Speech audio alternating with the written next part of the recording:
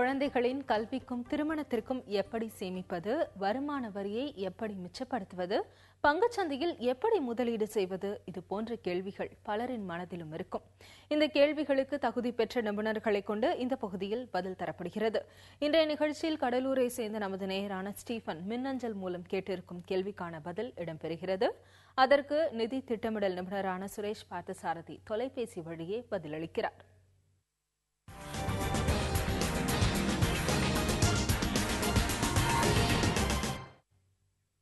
வணக்கம் திரு சுரேஷ் பார்த்தசாரதி. கடலூரை சேர்ந்த நமது நேயர் ஸ்டீபன் வருமான வரி தொடர்பாக தனது சந்தேகத்தை கேட்டிருக்கிறாரு. அதாவது இந்த நிதியாண்டுக்கான வருமான வரியில விலக்கு பெறுவதற்கான முதலீடு செய்ய போகும் விவரங்கள் அலுவலகத்தில் கேட்டிருப்பதா கூறும் அவர் முதல் முறையா மியூச்சுவல் ஃபண்ட் திட்டங்கள்ல முதலீடு செய்ய விரும்புவதாகவும் தெரிவித்திருக்கிறார். வரி விலக்கு தரக்கூடிய மியூச்சுவல் ஃபண்ட் திட்டங்கள் எவை என்பதும் அவரது கேள்வியா இருக்கு. அவருக்கு நீங்கள் தரும் விளக்கம் என்ன? இந்த ஆண்டு முதல்ல அவங்க ஹஸ்பண்ட் ஒய்ஃப்க்கு என்ன மியூச்சுவல் ஃபண்டில் இன்வெஸ்ட் பண்ணணும். மியூச்சுவல் ஃபண்டில் வந்து ரெண்டு ஆப்ஷன்ஸ் தான் இப்போ இருக்குது. நமக்கு டாக்ஸ் பெனிஃபிட் இருக்குது. ஒன்று ஈக்விட்டி லிங்க்டு சேவிங் ஸ்கீம் அப்படின்னு ஒன்று இருக்குது.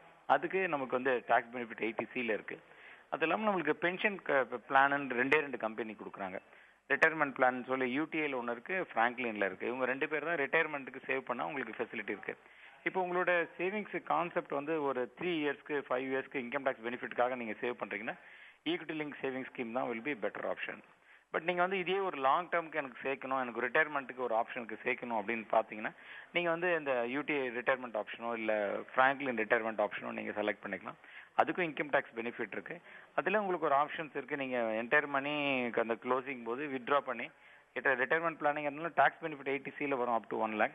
பட் நீங்கள் அது ரிட்டையர்மெண்ட்டுக்கு முன்னாடி அதை நீங்கள் அப்படியே க்ளோஸ் பண்ணி அந்த பணத்தை கூட நீங்கள் எடுத்துக்கிறதுக்கான வாய்ப்பு இருக்குது. அதே மாதிரி நீங்கள் அந்த ஃபெசிலிட்டிஸ் நீங்கள் பார்த்துட்டு அதுக்கேற்ற மாதிரி இன்வெஸ்ட் பண்ணி எப்பயும் அந்த இயர் எண்டில் போய் நீங்கள் இன்வெஸ்ட் பண்ணுறதுக்கு முன்னாடி டாக்ஸ் பெனிஃபிட் வேணும்னு சொன்னீங்கன்னா அதை வந்து இப்போ ஸ்டார்டிங்லேயே பண்ணிடணும். ஏப்ரல் மே இப்போ இருக்குது. இப்போயே நீங்கள் ஸ்லோவாக ஸ்டார்ட் பண்ணின்னு வந்தீங்கன்னா இட் வில் பி பெனிஃபிட்ஸ். மாதம் நீங்கள் சேர்த்துன்னு வந்தீங்கன்னா 36 months லாக்இன் பீரியட் இருக்கும். எப்போ நீங்கள் இன்வெஸ்ட் பண்ணுறீங்களோ மியூச்சுவல் ஃபண்ட் ஈக்விட்டி சேவிங் ஸ்கீமில் ஃபார் எக்ஸாம்பிள் மே ஒரு இன்வெஸ்ட்மெண்ட் பண்ணுறீங்க, மாதம் ஒரு 10 மாதத்துக்கு இன்வெஸ்ட் பண்ணுறீங்கன்னா மே மாதம் 2014 இன்வெஸ்ட் பண்ணதை 2017 ஏப்ரல் முடிஞ்சு தான் நீங்கள் எடுக்க முடியும். அது மாதிரி 36 months ரோல் ஓவர் பீரியடில் இருக்கணும். இல்லை உங்கள்கிட்ட லம்சமாக பணம் இருந்ததுன்னா நீங்கள் லம்சமாக அதை இன்வெஸ்ட் பண்ணி விட்டுலாம் நீங்கள். ஸோ அதனால் இப்போ மியூச்சுவல் ஃபண்டில் இன்வெஸ்ட் பண்ணும்போது ஈக்விட்டி ஸ்கீம்ஸ் வேணுமா, பென்ஷன் வேணுமா, என்ன பர்பஸ்க்கு இன்வெஸ்ட் பண்ணுறோம், எவ்வளோ நாளைக்கு நம்ம இன்வெஸ்ட் பண்ணுறோன்னு அதுக்கேற்ற மாதிரி நீங்கள் செலக்ட் பண்ணிக்கலாம்.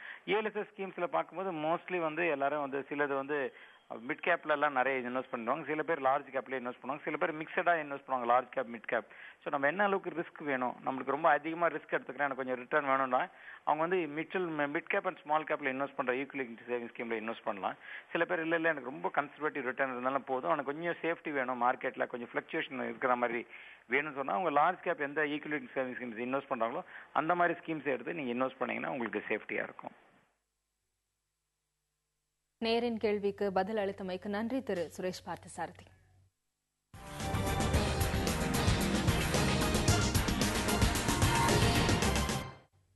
சிக்கனம் சேமிப்பு செல்வம் நிகழ்ச்சியில் உங்கள் பங்கேற்பையும் புதிய தலைமுறை வரவேற்கிறது.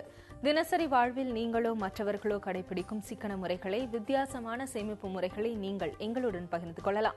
நேயர்களே, சிக்கனம் சேமிப்பு மற்றும் முதலீடு தொடர்பாக உங்களுக்கு ஏற்படும் சந்தேகங்களை எங்களுக்கு எழுதலாம். உங்களது பெயர், தொலைபேசி எண், முகவரி உள்ளிட்ட தகவல்களுடன் sss@newgenmedia.in என்ற இமெயில் முகவரியில் புதிய தலைமுறைக்கு எழுதுங்கள். இந்த நிகழ்ச்சி குறித்த உங்களது கருத்துக்களையும் எழுத தவறாதீர்கள். அண்மை செய்தி மேலும் பல புதிய தகவல்களுடன் சிக்கனம் சேமிப்பு செல்வம் நிகழ்ச்சியில் மீண்டும் நாளை காலை உங்களை சந்திக்கிறோம். அண்மை செய்திகளை காண தொடர்ந்து இணைந்திருங்கள் புதிய தலைமுறையோடு.